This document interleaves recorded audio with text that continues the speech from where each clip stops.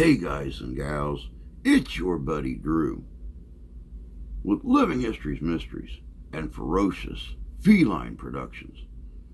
You know, a lot of times when we delve into the stories behind mysterious creatures, legends, myths, folklore, they're beasts that have a long history, many sightings, many reports, even law enforcement involvement. Today we're going to take a look at a little known creature that probably 95% or more of you that live outside of the state of Wisconsin here in the U.S. have probably never heard of. It's a creature steeped in local legend that a lot of showmen, con artists, have attempted to make money on. And the way they've done it, I'm not going to go into a lot of detail. I'm going to let you check it out. Wow. Keep watching. This is good.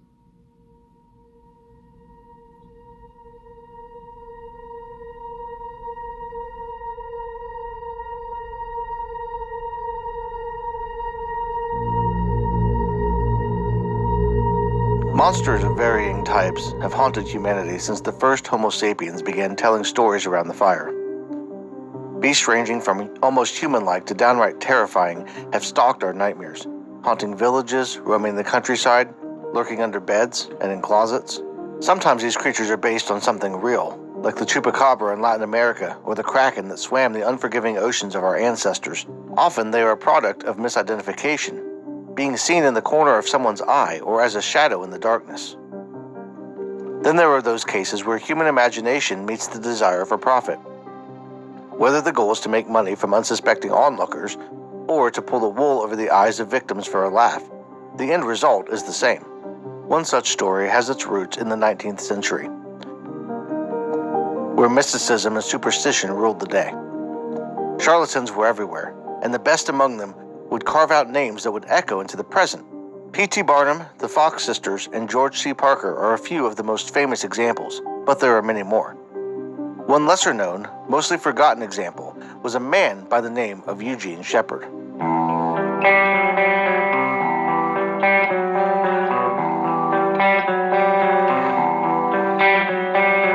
Eugene was a land surveyor and timber cruiser out of Rhinelander, Wisconsin, in the late 19th century. His job was to find out how much timber companies would be able to use for logging in specific areas. While he spent his days surveying timber claims, he was apparently known even more as a prankster. In 1893, he put together a group of men to pull off what would become one of his biggest pranks. Some kind of creature had supposedly been terrorizing the locals in Rhinelander, and Eugene claimed it was none other than the infamous Hodag.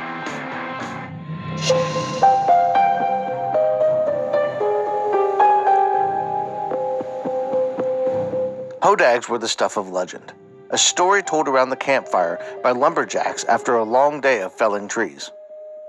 The tales went back decades and often intertwined with stories of Paul Bunyan. At the time, oxen were used more often than not to assist in the work of moving lumber and equipment around. The Hodag itself was supposedly a former ox, transformed into a vicious beast, though the way this happened wasn't entirely clear. One version of the legend has an ox wandering off, getting lost in the woods, and somehow becoming a Hodag. But a more detailed version comes from a newspaper article in the November 15, 1929 edition of The Republican, based in Wauseon, Ohio. Once upon a time there was an ox, which had an unusually hard life at the hands of his various drivers up in the north woods of Wisconsin. Among lumberjacks, it is believed that the hide of an ox is invulnerable to everything but the profanity of its drivers. When the animal dies, its customary burial ceremony is cremation, and it requires 7 years of continuous fire to reduce to ashes all the profanity which had accumulated in its body during its lifetime.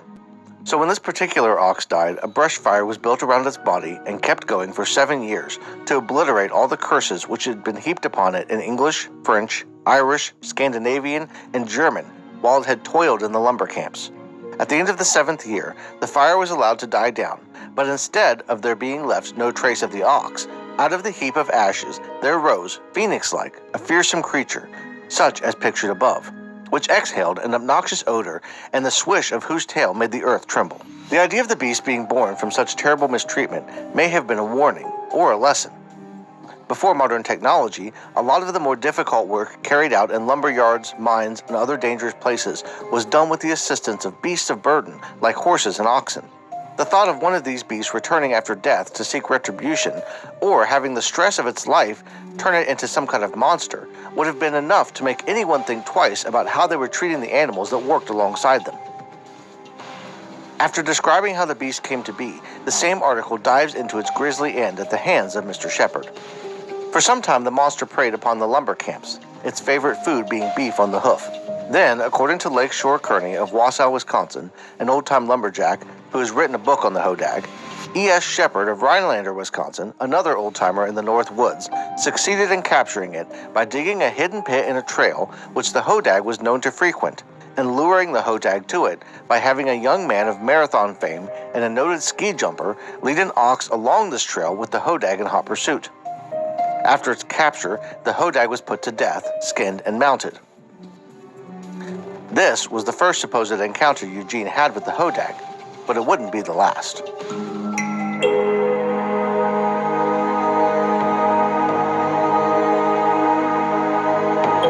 Even as the article says the body was skinned and mounted, there was some conflicting reporting. The official story, from the group themselves, was that dynamite was needed to end the beast's life. Explosives don't usually leave a lot to look at, but they were still able to show off the body in pictures. But a dead body of a monster only holds headlines for so long, and by 1896, Eugene was searching once again for the spotlight. This time, though, he would provide more than a corpse. The story went that Eugene had enlisted the help of several bear wrestlers, leading them to the den of the beast in an attempt to take it alive. Dousing a rag in chloroform and attaching it to the end of a pole, the men slowly moved into place. Inch by inch, they brought the wet cloth up to the monster's face, placing it just right and knocking the creature out with the fumes. Placing the now docile body in a cage, Eugene was able to secure it in the shed next to his house, offering people the chance to see a real live Hodag, for a small fee, of course. People came from far and wide, and the media frenzy was even bigger than before. Newspapers all over the country reported the story, capturing the attention of everyone from the average denizen to scientists at the Smithsonian Institute in Washington, D.C. And it was this last group that would bring the whole house of cards tumbling down. As more and more scientists and people in the academic community requested access to the amazing discovery, Eugene had to come clean. The whole thing had been a hoax. He would line up groups, selling them the story and a chance to see the beast through a small hole in the shed it was caged in.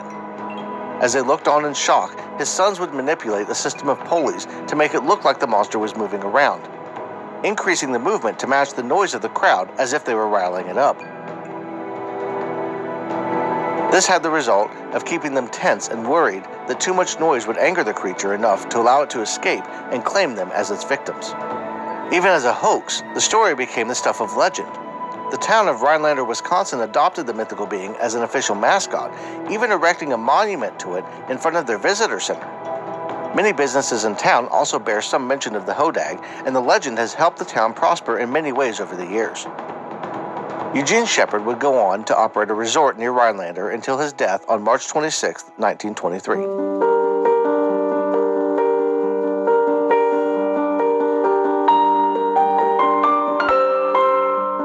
Hoaxes surrounding mythical creatures and legends tend to gain more traction thanks to our desire to make the world more interesting. Evidence that a myth is more than just a story gets people excited, and it's natural that people would want to believe even the wildest claims when they lean into the fantastical. And the desire to believe the unbelievable is nothing new. Even before Eugene Shepard, the Hodag was supposedly being held in captivity and available to be seen for the right price in other places, as evidenced by an article shown in papers nationwide in 1889.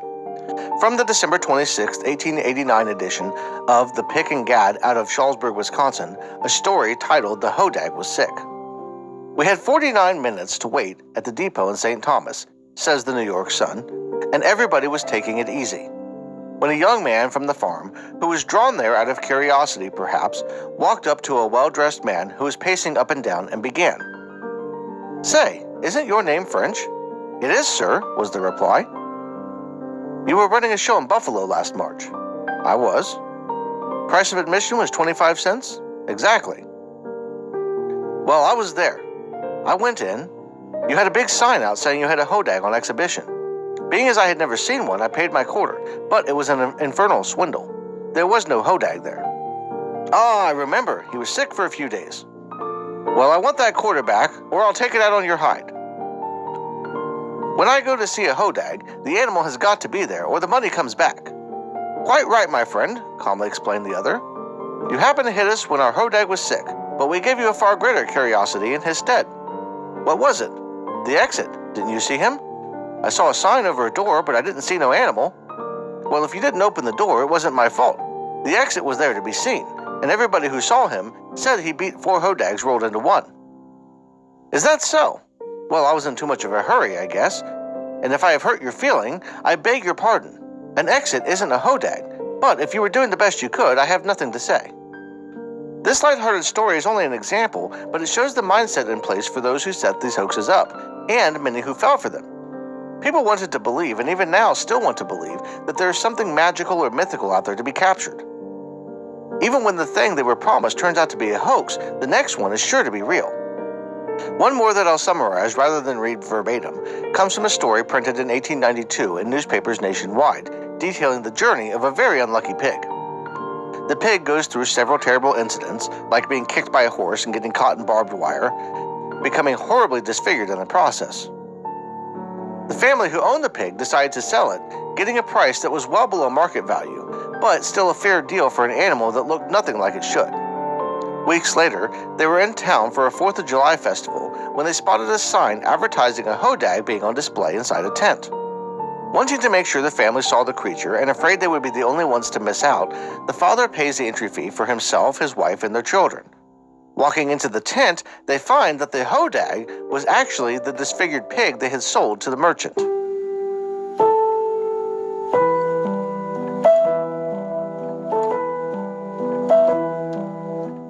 At the end of the day, the moral of both stories, as well as the real situation with Eugene Shepard, is to be skeptical of claims that people make. While some of the stories may be nothing more than a harmless prank, there are swindlers out there that are only in it for the money, and they'll make up anything to get it. It's easier nowadays to check the truth of claims than it was a century ago, but that doesn't mean it isn't just as easy to fall for things now as it was back then. Welcome back. You know, it's like I was saying at the beginning, a lot of times when we delve into the water creatures, the Sasquatches, the Mothmen, these are creatures that have had a wide exposure.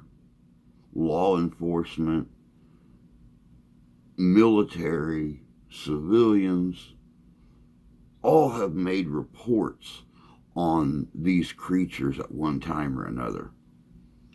The Hodag, I just don't know. I just don't. Is the story about this thing being a magically mutated oxen from the old days true? Are these just campfire stories that lumberjacks and loggers created to keep others away from the area? A lot of people believe that the Hodag exists. I'm just not so sure. What do you think? Let me know in the comments below about your feeling on the Hodag of Wisconsin here in the U.S. I'd like to thank Josh Hawk for telling us the story of the Hodag. It's the one thing I like about this platform is if we can't find information on something, there's always somebody out there who has, on occasion, better resources and a better scope and method of getting us the information. Until next time, take care of yourselves. Take care of each other. God bless you. God love you. We do. And we'll see you out there.